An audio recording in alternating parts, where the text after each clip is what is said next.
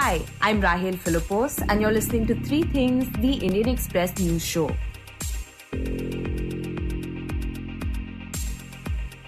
In this episode, we talk about the death of a dreaded gangster who used to enjoy political patronage in Rajasthan. We also give you an update on the AIIMS cyber attack case. But first, we talk about the Reserve Bank of India's Monetary Policy Committee, or MPC. This committee will end its two-day deliberation on India's monetary policy today, and the committee will likely offer suggestions and regulations to control inflation in the country. They may increase the repo rate for this purpose.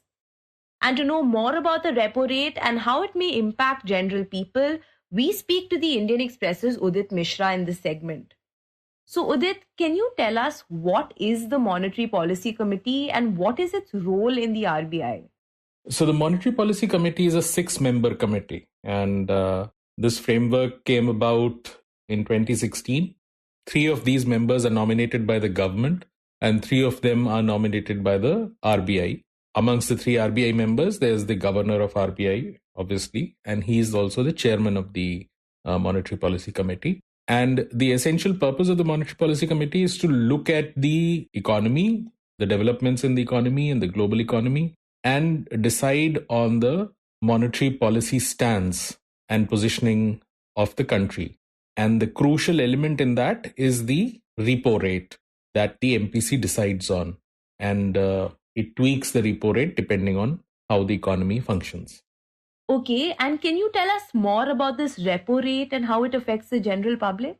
So repo rate is basically the interest rate at which the RBI lends money to the banking system. That's as simply as that it is. And it matters because that cost of lending or the cost of funds decided by the repo rate then has a effect on the EMIs that you and I pay. Because if banks get the money costlier at a higher interest rate from the RBI, they tend to then lend money forward to you and me and to millions of other people who are asking for loans at a higher rate. And so across the banking system, interest rates will go up if RBI raises the repo rates. And by the similar logic, if it reduces the repo rate, across the economy, interest rates tend to come down. Right. So Udit, the RBI has already increased the repo rate since May and they may increase it again. Can you tell us why? Yeah. So think of repo rate as a sort of a lever that RBI has that it moves in either direction to regulate the economic activity in the system. And essentially the RBI is trying to target a particular rate of inflation. So, in India, RBI targets 4% inflation rate, and it has the leeway of inflation going up all the way up to 6% or going down to 2%. But typically RBI wants it to stay within that range and ideally close to 4%. What we've seen in the past several months now, in fact, since the start of 2022, is that inflation rate in India has been above 6%. And so RBI since May this year has been rapidly increasing interest rates, the repo rate. Why does that help? By raising repo rates, RBI makes it costlier for people to invest in newer business activities, makes it costlier for people to take out loans, and it also incentivizes people to keep money in the bank because now that money pays you better returns. By doing both these things, RBI essentially cools the economy down, reduces the economic activity. And the hope in doing that is that all the cooling of the economy, the reducing of the economic activity or the reduction of the economic activity will actually lead to lower inflation. So that's the reason why RBI actually increases repo rate. And since inflation, even though it has moderated a bit, according to the last data that we have for October at 6.7%, since it's still above 6%, RBI is likely to raise the repo rate again on December 7 to continue to control inflation and bring it as close to 4% as possible. And it is likely that RBI may increase the repo rate further, not just in the December meeting, but possibly even in the February meeting. And so obviously all of this will create a drag on the economic activity in India. At 6.3% GDP growth rate for the second quarter, it is expected that in the coming 2 quarters, the economy perhaps will grow at less than 5% growth rate of GDP. And there are also apprehensions that in the next financial year, all these interest rate hikes will have even more pronounced effect. And the overall growth of the economy might also be below 6%. But Udit, inflation has been moderating. Prices of several commodities are falling. So why is the MPC still looking to increase the repo rate? Right. So there are two ways to look at it. One is that obviously the headline number has moderated a bit, but it still is above 6%. But the more or the bigger worry for policymakers is the underlying drivers of inflation in India. And by that, I mean headline number is the number that we target. But what happens is that often headline inflation gets pulled into different directions, either above a particular level or below a particular level, because say fuel prices or food prices have gone up sharply. Because prices for food and fuel typically fluctuate a lot, and they fluctuate very sharply, and then they come back to the level that they left off from. So there is a concept in inflation called the core inflation, and policymakers often look at core inflation because it basically tries to remove the inflation in food and fuel prices. By doing that, they understand what is happening to the rest of the economy. For example, what is happening to, say, different types of services? Are they getting costly? Rent of houses, is that going up? Financial services, are they getting costlier? All kinds of stuff. So you try to have a concept called a core inflation. And then there are other ways to look at the same. You can approach the same thing by looking at super core inflation, where you remove even gold and silver prices out of core inflation. You can look at 20% trimmed mean, which is to say that, okay, I will remove the 20% of the highest and the lowest inflation values and look at the middle part. The idea in doing all of these things is to understand what is happening to the bulk of the economy, which is not fluctuating much. And what the data is showing us is that those notions of core inflation or super core inflation, those inflation rates are also above 6%. And actually, while the headline number is moderating, although remaining above 6%, while it's moderating, the core inflation is actually still increasing. So that is the reason why RBI is still not thinking in terms of, or is expected to still not pause. We'll have to see what RBI does, but most people expect that RBI, looking at the core inflation, might continue to raise interest rates. Dear listeners, before we continue with today's show, this is a quick reminder about our new history podcast, Pages from the Past. The first episode is available on our website for free. Please visit indianexpress.com/audio to listen to it, or download the Indian Express app, where the entire season is available to binge. The link is in the description of this episode.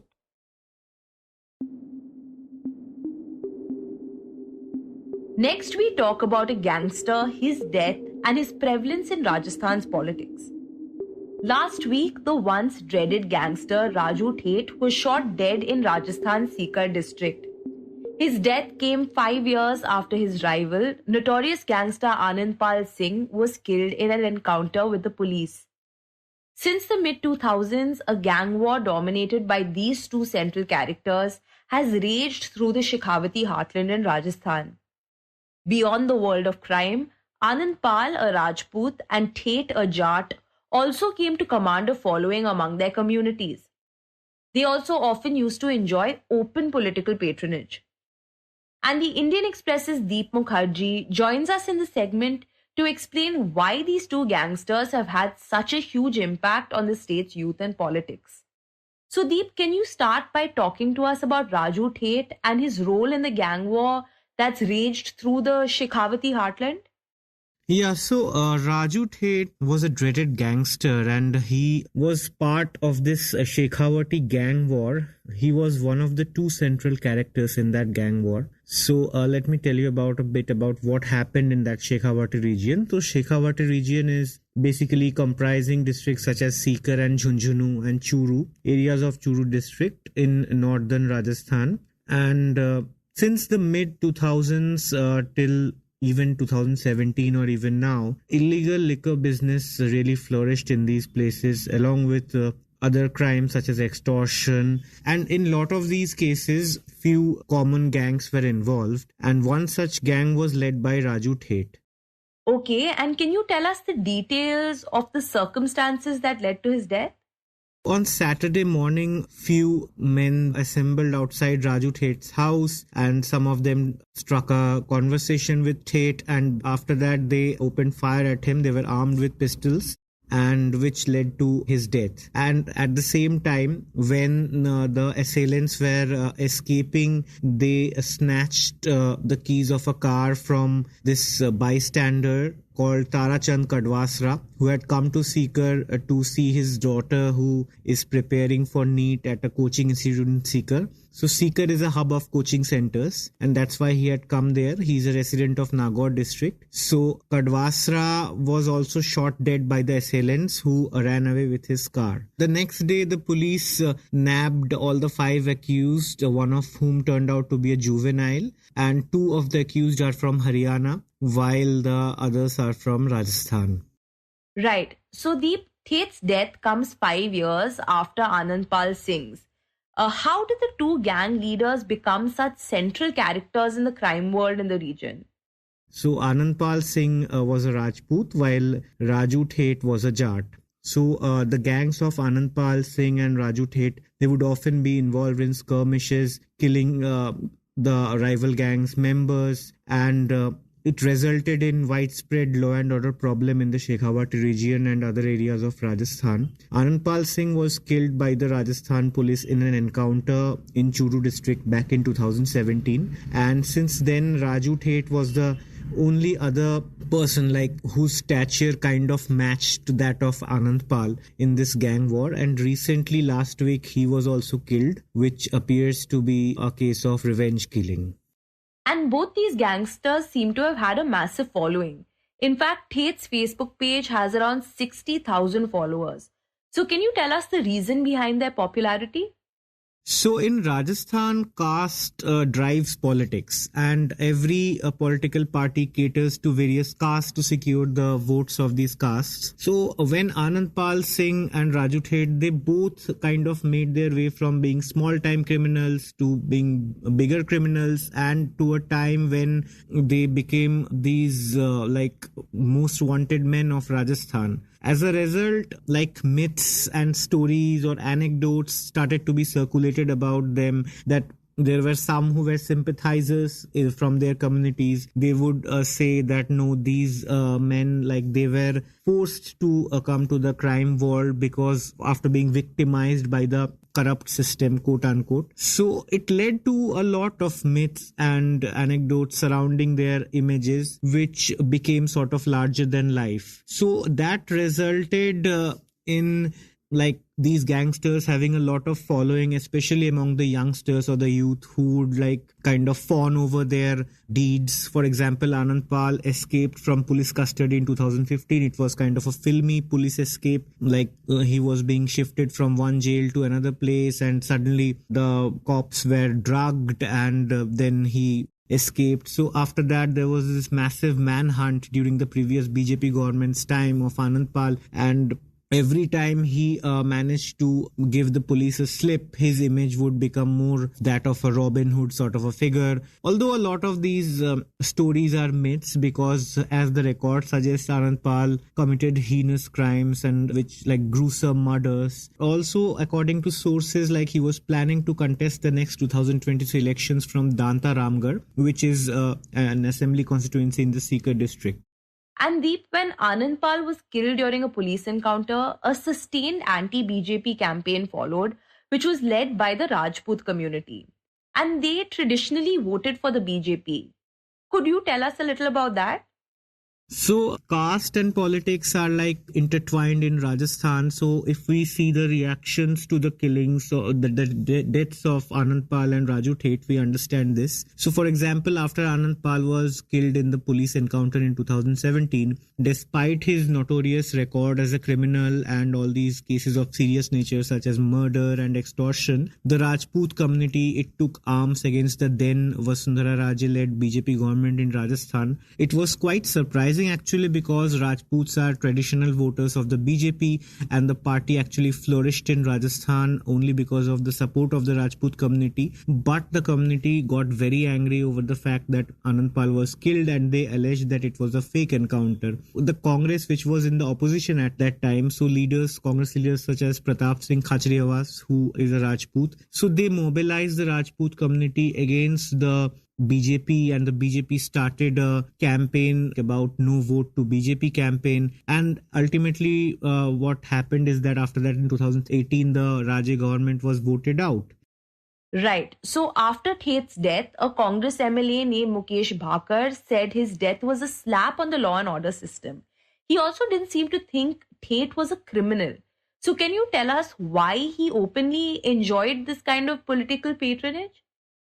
After the Raju Theth's murder, we see a similar pattern. So some of the people who rushed there were Jat MLAs like from all parties, like Congress MLA Mukesh Bhakar, who is also a Sachin Pilot loyalist. He rushed to Sikar and sat on a dharna demanding justice for the families of Theth and also Tarachand Kadwasra, who was the innocent bystander. So Mukesh Bhakar demanded security for Theth's family and also compensation for Tarachand Kadwasra's family. So he told reporters that you may say that Raju Theth is a criminal, but it is the court that decides that who is a criminal or who is not. So with him accompanying Bhakar was the Rajasthan University Student Union President Nirmal Chaudhary. So there are numerous photos of Nirmal Chaudhary with Raju Theth when he was alive, where Theth is seemingly appearing to be congratulating Chaudhary after his student union election win earlier this year. So all these politicians coming forward after the death of a person who was a well-known gangster, it shows that kind of support,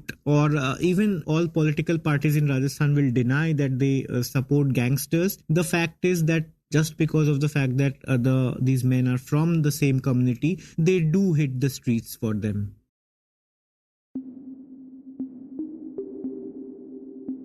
And in the end, we give you an update on the AIIMS cyber attack case. Last week, we spoke about a ransomware attack on the AIIMS server. On that episode, Indian Express's Ankita Upadhyay told us how patient care was affected because of the attack. You can listen to the episode on our website. The relevant link is given in the description. So the patient care at AIIMS has been severely impacted and everything is being done manually now. And it has increased the workload of doctors and staff as well. Right from diagnosis to lab reports, doctors are manually writing them down. The staff at AIIMS is unable to generate the unique health identification number for patients. This is known as UHID. So this UHID is a randomly generated 14-digit number and it records the medical history or health records of the patients. So this UHID helps doctors understand the patient's history and accordingly to the treatment.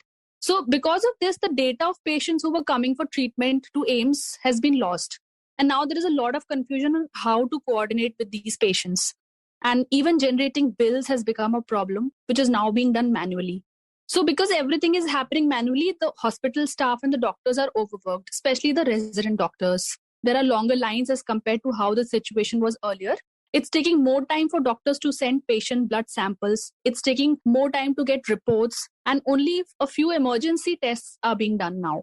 And additional workforce has also been deployed to handle the large number of patients who visit the institute daily. Around 10,000 patients visit the OPD of AIIMS per day from across the country. So you can imagine how the situation is. And the appointments are getting rescheduled and they are getting delayed as well.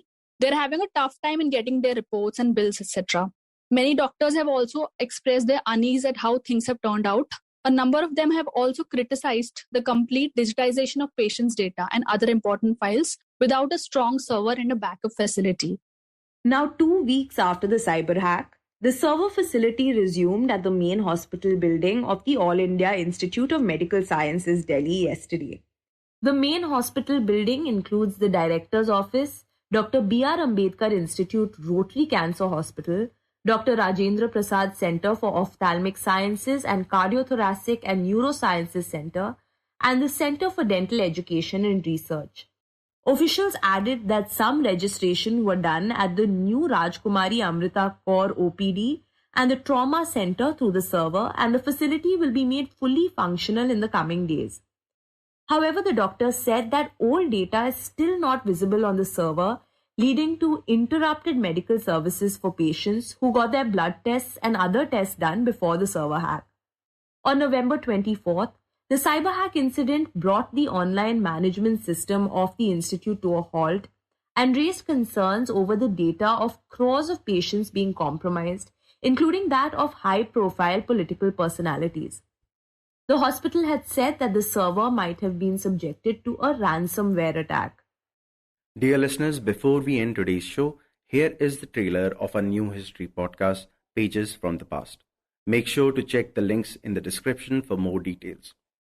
Before 1947, India existed only as an idea. An idea that was eventually made possible with the help of people like V.P. Menon and Sardar Vallabhbhai Patel, who convinced over 500 princely states to join the Indian Union. Places like Jaipur, Gwalior and Mysore, which we now consider an integral part of India. In fact, it would be hard for us to imagine these places outside the map of the country. But convincing these princely states was not always easy, and not everyone was willing to join the union and be part of the dream that our founders were envisioning.